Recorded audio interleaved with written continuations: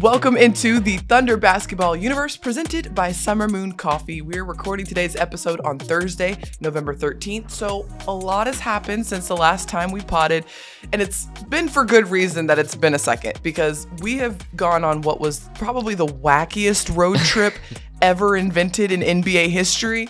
We've also had a back-to-back here in Paycom Center. So this is kind of the first time the Thunder has had 2 days off in between games for what feels like forever. Yeah, just a total sprint to begin the season. I mean, the season began with that really massive stretch there where you had, I think, 5 games in 7 nights. That's or 8 nights or something like that. And then all of a sudden you're kind of rolling into this long road trip where you have a super late game at the Clippers, and then you land at Portland at 3:15 in the morning, and you got a less than 24-hour turnaround to play the Clippers in Southern California, and then play the Portland Trailblazers up in the Pacific Northwest. Right, and then just your normal Sacramento-Memphis road trip, Casual. Which is just completely my favorite part unheard of. Was flying over Oklahoma City, and just checking out the window, making sure everything looks good before we landed in Memphis. But these are the slings and arrows that teams are taking all over the league. That's right. You know, with the NBA Cup, the schedules have had to shift, and so things are just a little bit different and more jumbled up in the months of October and November. And so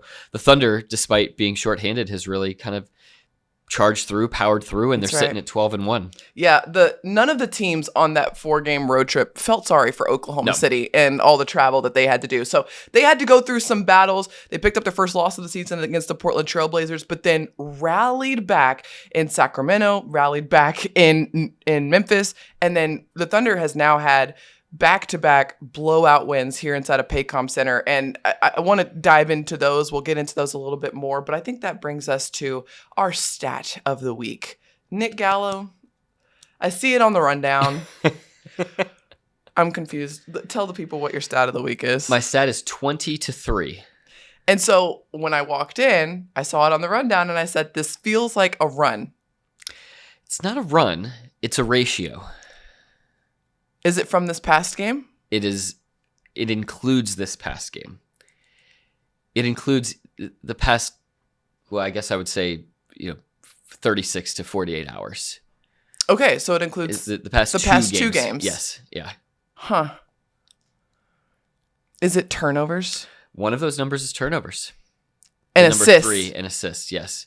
Who is it? It's Shai Gilgeous-Alexander. Yes. Yeah. We were going to get there eventually. Yes, we were. We did. We got there. Shai has 20 assists to just 3 turnovers over the last 2 games, going up against veteran-laden teams. Very and impressive. Teams in the Western Conference that have high expectations of themselves. That's right. And this is something that Shai has talked about really since the beginning of the season, and really for years, is his continual growth and evolution as a player over the course of time. One of those huge factors for him is the playmaking, the passing.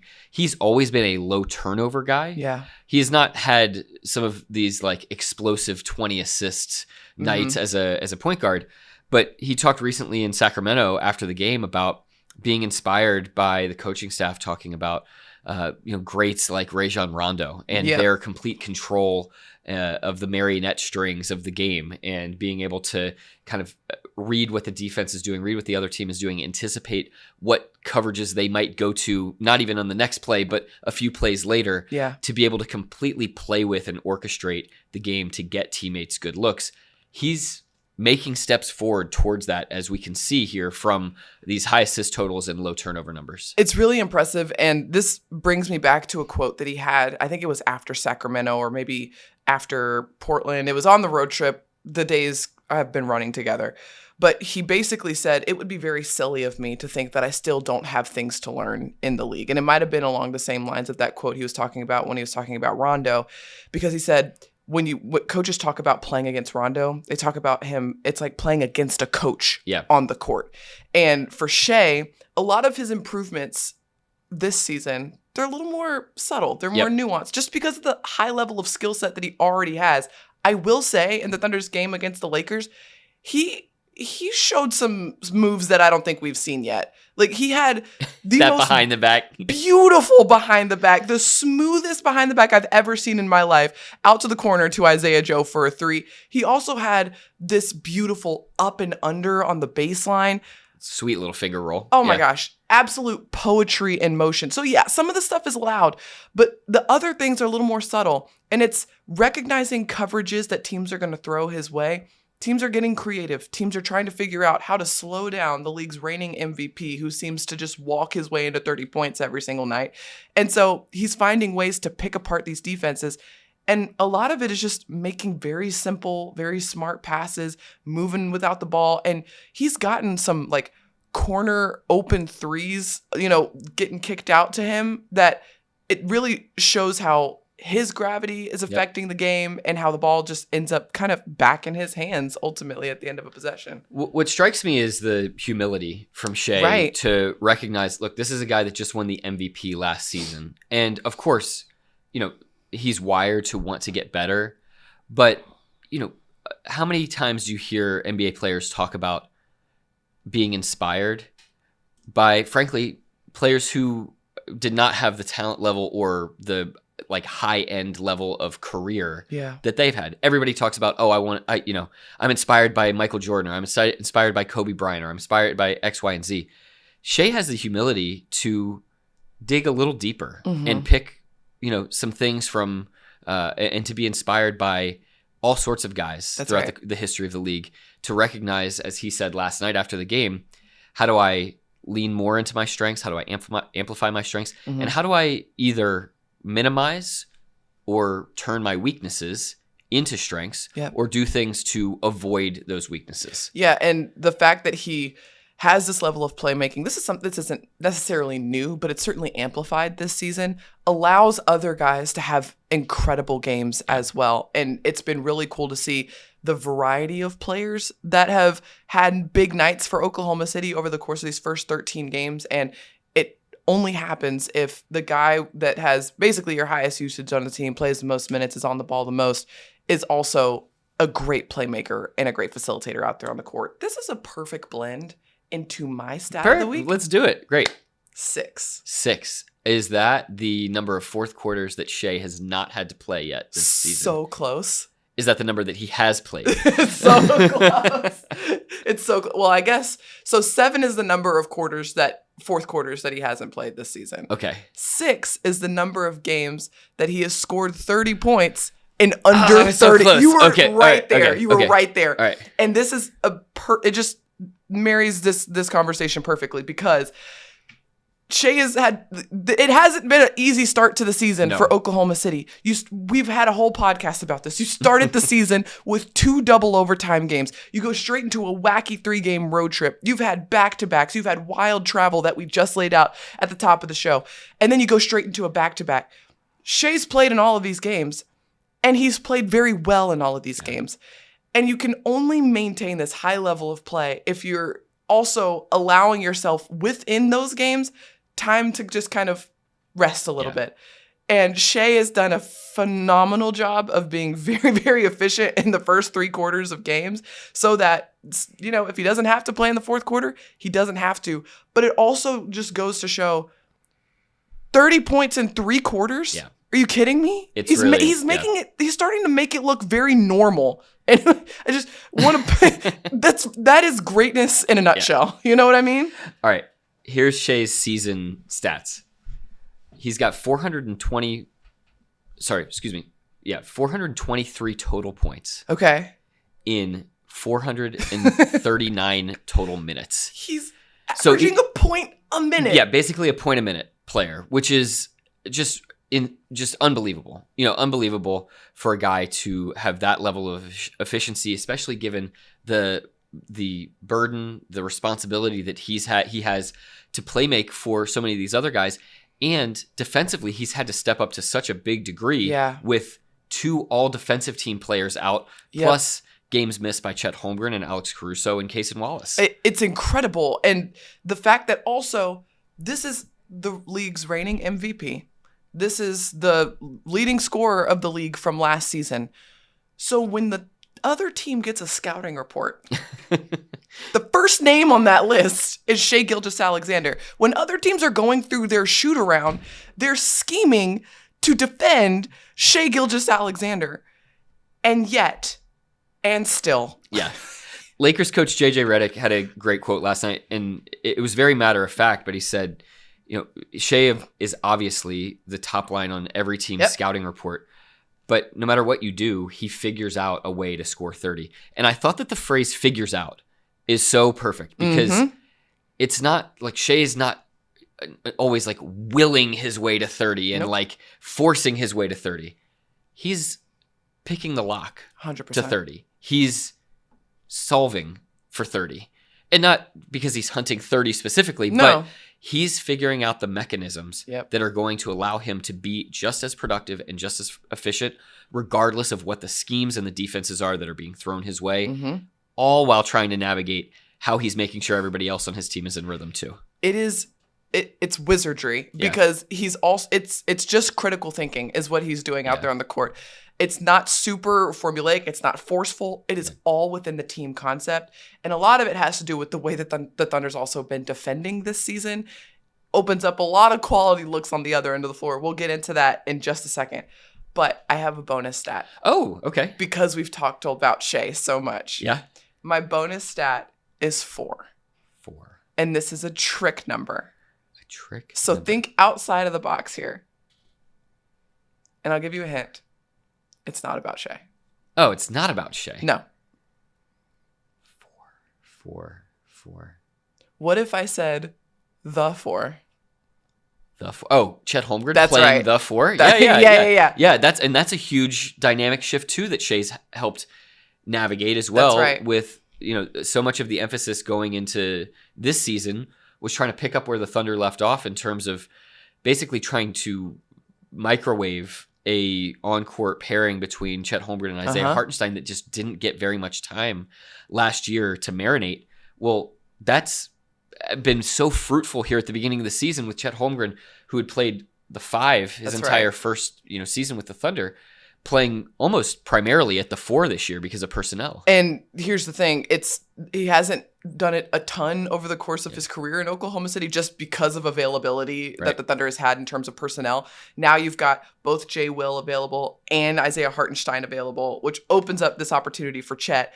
And, it took some time to, figure it out, get a rhythm. He looks pretty comfortable. Yeah. Out there on the court now. He's had several games, like massive games, and the one that comes to mind immediately is the Warriors game. Yep. He had 23 points. He had 11 rebounds. Didn't miss a shot. A perfect 9 for 9 from the 4. A Christian Laettner game, they would say. Almost got to that 10 for 10. You just had to throw that. Yeah, got to. But yeah, I mean, Chet played so seamlessly. Yeah. There was not a thing forced. And I talked to him after the game on the court, and he said, it's not about restraint in terms of, his shot selection. It's just reading the game and recognizing like this is a good shot. This is not a good shot, but doing so with such rapid processing speed. That's right. That there's no clunkiness in the offense. And so it's been really fascinating to watch Chet handle this and it really feel totally normal, to be honest. What I've loved with this is the big pick and rolls. Thank you. I was just about to say that. My favorite part of all of this is the fact that Chet Holmgren and Isaiah Hartenstein have now connected on what seems like a million DHOs, pick and rolls, and it is confusing defenses so much because how do you prepare for 2 7-footers engaging in a pick and roll? Because it feels like leads to an alley-oop for Hart, who also feels like he has a million dunks this season, or a Chet Holmgren amazing roll for a layup. Yeah, and so when those two guys are putting pressure on defenses, and Shai Gilgeous-Alexander or AJ Mitchell or some of these wing players like Isaiah Joe or Aaron Wiggins, are not even directly involved in the action. Yeah. What is the defense to do? Because, well, first of all, they can see over anybody that's guarding them. And so problem number 1. Right. So those passes are much more simple because there's one layer of the defense that's just not there. That's right. And so we've seen so many of those wonderful over the top passes, and you're still getting the gravity from the other guys on the other side of the floor. So it's been cool. How the Thunder has been just picking apart defenses over the course of the start of the season. I just really wanted to point that out because I think it was the Sacramento game. Those two connected on a dribble handoff. It was like a sideline out of bounds play.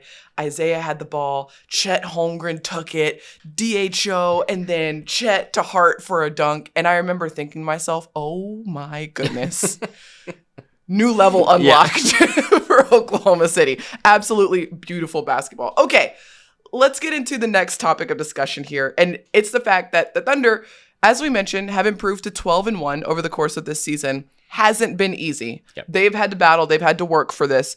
And they've been doing it without several of their main rotation players being available over the course of the season. Nick, you brought up this stat during the broadcast last night against the Lakers. In that game, the Thunder had 71 man games lost due to injury. So that means each guy that's out, you total all of those games up. That's how many the Thunder has missed so far this season. That is second most in the NBA. It's a lot of games that you've lost from Jalen Williams, Lou Dort, Kenrich Williams, Nikola Topic. You add up all of those games, and it's a lot of minutes that have been lost for Oklahoma City. And yet, there hasn't been a drop-off in offensive production, hasn't been a drop-off in defensive production. And a lot of that has to do with the Thunder's depth, which has been on full display all season long. I had one of these stats that I had our guy Chris Josephson research. CJ putting in the work, as always, making us look so smart. I asked CJ, the Thunder has had, so far this season, 6 players score 20 or more points. That felt like a high number. That's a massive number. So let's see. Shai, AJ Mitchell, Aaron Wiggins, Isaiah Hartenstein, Chet Holmgren, and Isaiah Joe. Is that the 6? I believe so. Okay. I should have had that off the top of my head. But still, right? I mean, Chet, look. Yeah, Isaiah, Joe, AJ, Aaron Wiggins. Yes. Right. So 4 out of those 6 guys are former second round picks. Excellent right? point. Yes. Like only 2 of them were lottery picks, Shai and Chet. And so you're getting so much from guys with great value and for the organization, big picture. And it's such a great example of the way that this Thunder team is adaptable and interchangeable. Yeah. You think about having over 70 games missed so far this season. There's been 4 guys who are part of the main 15 roster spots that have not played a single game for the Thunder yet, in J-Dub, Kenrich Williams, Nikola Topic, and Thomas Sorber. That's right. So that right there leaves you with 11 roster guys, main roster guys, plus your 3 two-ways. Yeah. And, of course, it's basically been an average of 6 players who have been injured every single game. That's right. So basically every night you're down to 12 players and really down to 9, main roster players if you're not including the two-way spots. Exactly. So to be able to not just be functional, but to be blowing teams out the way that the Thunder has, to not have to be playing starters for more fourth quarters than they've had to actually play the starters in the fourth quarter. It speaks to the program, and it speaks to just the organization's construction. It's incredible because the 6 players that have scored 20 or more points ranks as the 6th most in the NBA over the course of this season. You mentioned the guys who have scored 20 points for Oklahoma City. I think of a guy like Aaron Wiggins is a perfect example. His role throughout a season will just look like a roller coaster, right? Yeah. It'll look different every single night. Some nights he has got to be in that starting lineup. He's got to carry a massive offensive load. He's got to go out there, help with the playmaking, the facilitating, and he'll fill it up. He will have a 30-point night. He'll have a 40-point night. Yeah. We've seen it before. Other nights, he needs to be the mover, cutter without the ball. He needs to be out there defending. He needs to be out there just kind of more low-key on the stat sheet, high impact in terms of how he operates in the offense. But you look at Aaron Wiggins, and there's so many different guys on the Thunder roster who will kind of – Sam Presti has used this analogy. Yeah. What's it called? The sliders. The sliders. Yeah. On just kind of like an audio mixer. Yep. Like some guys got to be turned up some nights. Some guys have to be kind of turned down a little bit. And it is just beautiful to watch these guys seamlessly just fit into the flow of how the Thunder wants to play. And some nights it's Aaron Wiggins, sometimes it's Isaiah Hartenstein, sometimes it's Isaiah Joe. But it doesn't matter because it's just seamlessly the Thunder's figuring out, all right, what does this game need? Little Isaiah Joe, all right, we're going to sprinkle in some Case and Wallace in there. Yeah, let's a dash of Shai Gilgeous-Alexander and mix it all up, and you got a blowout win. And of course, tons of credit goes to the front office for identifying 100%. The type of players that can fit that type of mold and have that level of want to win and willingness to sacrifice. Mark Daignault for recognizing what buttons to push. But ultimately, this whole thing, this entire enterprise comes down to it being a player-led operation. Yep. And what's so unique and fascinating about what you just laid out there is that the people that are actually in charge of the mixing board are the players themselves. We often think of that as like the coach or the the front office or whatever, but there's 5 guys that are out on the floor figuring that out, feeling that out in real time. And this is the power of continuity, is they have so many reps now of experience together of figuring out, okay, what is this game calling for? Yeah. And who are the guys that are out there alongside me right now? And what's the moment calling for? And that is when you start to get beyond calling plays and getting sets, and you're into the phrase that you mentioned earlier, which is just critical thinking. And then when you can get even beyond the critical thinking, it's instinct. Yeah. And here's the other beautiful element to this. Let's flip to the defensive side of the floor. Yeah. Because as you mentioned, the Thunder has been without a couple of all-star level defenders. Yeah. Lou Dort has been out, and then you've got J-Dub, who has 2 been out. all-defensive team guys. All defensive team guys. And yet, the Thunder's defense has been off the charts over the course of these first 13 games. And it's because you also have a very large list of incredible defensive players. Even the guys on the Thunder roster that you don't necessarily include in that list of all defensive players, the floor defensively is very, very high. Correct. Yeah. I'm going to give you a couple of examples. AJ Mitchell has been an incredibly disruptive defender for Oklahoma City. I think he's like second or third on the team in just deflections. Top 10 in the NBA in deflections. I'm How so about that? sorry, Yeah, AJ. No, My bad. No, I mean, it's stunning. Yeah, and he's a guy who has had to take on some incredible defensive challenges. And the guy I want to talk about the most is Cason Wallace. Oh, yeah. Because without Monster. Lou Dort available, let's just talk about the assignments that Cason Wallace has had over the last 3 games. John Morant, Steph Curry, Luka Doncic. Not an easy go for our guy Cason Wallace, but he's handled it very well. Yeah, he's just stood up, delivered, and he's gone from game plan, prep to execution Seamlessly. for sure, and just has done the job Yeah. every night, and done what's the most difficult thing to do, which is make these high level guys inefficient. That's Luka right. Doncic goes 7 for 20 last night. He's used to going 13 for 20, and That's right. 40 and with 45 points. It's That's just right. and same thing with Steph Curry, who, by the way, the next night just dropped, I think, 46 in San Antonio. He did. The night after having a season low with 11 against Cason Wallace here in OKC. So He's like, oh, this is what it's like to not be guarded by Cason Wallace. Wow. yeah, and of course there are multiple layers Of to course. the Thunder's defense, and when you have a guy like Alex Caruso slingshotting in off of Cason Wallace, Doesn't hurt. and that's certainly and Caruso talked about the value and the power of coming in off the bench if you're a player who is actually watching and paying attention and observing the game, that there's a ton that you can learn about exactly what you need to do the second that you step into the game. But there's a foundation being laid at the beginning of these games with Cason, and just imagine when they can get some of these other guys back too. Can we talk about Alex Caruso for a second? Sure, yeah, let's do it. Because in this game last night, he had what I think was the play of the game. Oh, nice. Do you know what I'm about to talk about? The chase down of Yes. Reeves? Yeah. Austin Reeves out in transition, thinking he has an open lane out on the floor. Out of nowhere, Yeah. Alex Caruso just snatches the ball away from him from behind him, kicks it ahead. I think it was to Isaiah Hartenstein, was Yeah. it? Kicks it out ahead, outlet pass to Isaiah Hartenstein, gets it right back, knocks down a 3. Instant impact, Alex Caruso.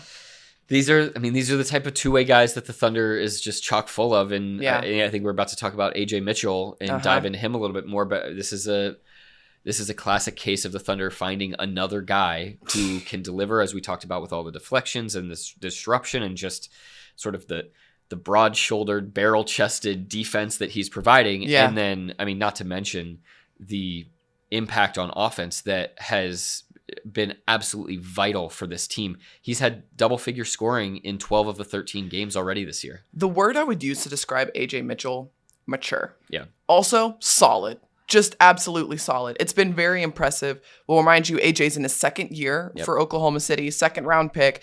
And last season, Coach Dagnall always points it out. He was playing well as a rookie last season. He worked his way into the main rotation for Oklahoma City. Of course, got injured. So it was just kind of hard for him to work himself back into the rotation when the Thunder, when he was finally available. The team had been rolling, jumping onto a moving train. Very hard to do. He played some solid minutes, but he gathered a lot of experiences. That was the biggest thing for AJ. While he was injured, he had a lot of time to just kind of like watch, observe, learn. He took all of those experiences, went through the playoffs with Oklahoma City. For a rookie, I mean, that's worth its weight in gold. Eye-opening, yeah. Being a part of a team, being able to watch that, and have a front row seat to that. And then you take all of those experiences with you into the offseason. Now you have all this context that you can work with when you're figuring out what sort of workouts you want to do in the offseason, what sort of skills you want to develop in the offseason, how you want to run your gym program, and what you want to do in the weight room. Now you come back and you're like, okay, I'm stronger. I'm smarter, and I'm surrounded by a lot of these great players who I can continue to learn from and ask questions. And AJ's been very, very intentional about asking those questions and learning from all of these guys around him. And it has led to the largest scoring increase by a player since last season in the NBA. Yeah, he's up to over 17 points a game now. And I think this goes back a little bit to what Caruso was saying about the value of sitting back as long as you're actually paying attention, right?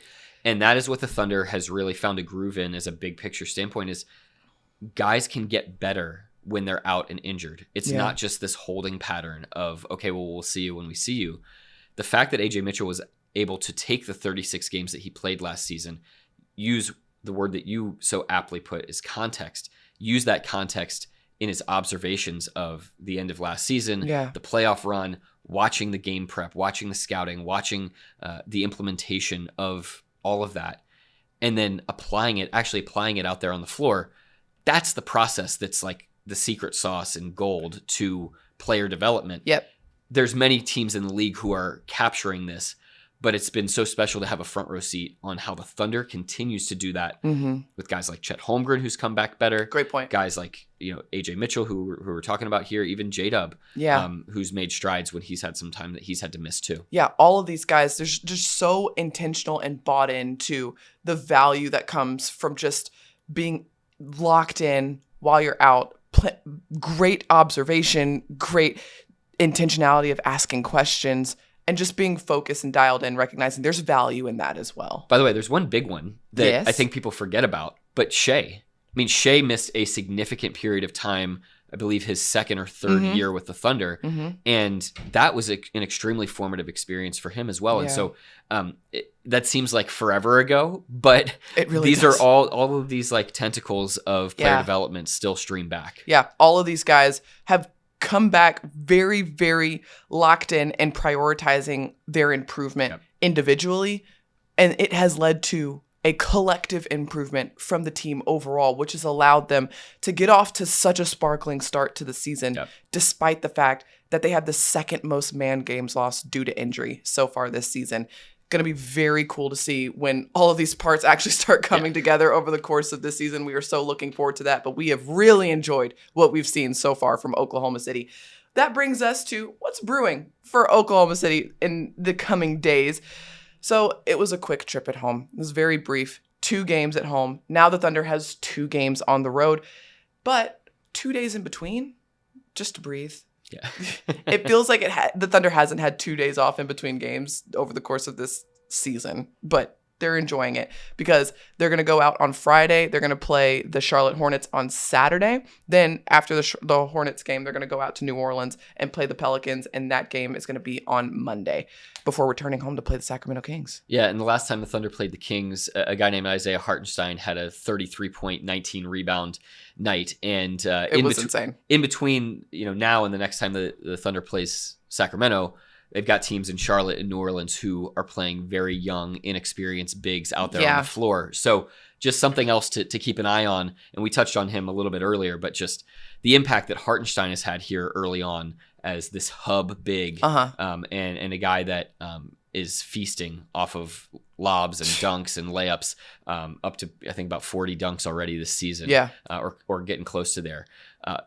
It's a guy that you definitely want to keep an eye on here on this upcoming string of games. He's been putting up some career numbers to start this season, playing very, very comfortably out there on the floor. And my favorite part is the fact that all of the guys around him now, I feel like, have picked up a really good rhythm of how to play off of him. And one of my favorite plays that the Thunder has been doing over the course of this season and has been scoring on at a very high level, just a guard just curling around Isaiah Hartenstein right there at the high post. Yep. Isaiah making a beautiful pass over the top. Great layup. I mean, it's the most simple action, but it has been very effective out there on the floor. And it only works if you have an incredibly high level, high IQ passing big man like Isaiah Hartenstein. And being 7 foot tall and being able to pick out those passes certainly helps. And having a guy as flexible and malleable as Chet alongside of him to be able to space the floor and make sure that lane isn't all clogged up is really essential too. Yeah, so tune in to that game against the Charlotte Hornets. It'll be really interesting to see the battle of the bigs, the young bigs versus the veteran and very seasoned bigs here in Oklahoma City. But a lot to look forward to on the schedule, and the Thunder has certainly been rolling to start this season. But that wraps up today's episode. Thank you so much for watching and listening. Be sure to like, rate, and subscribe wherever you get your podcast. Thank you so much to our producer, Matt Bishop. And until next time, Thunder up, and catch you later.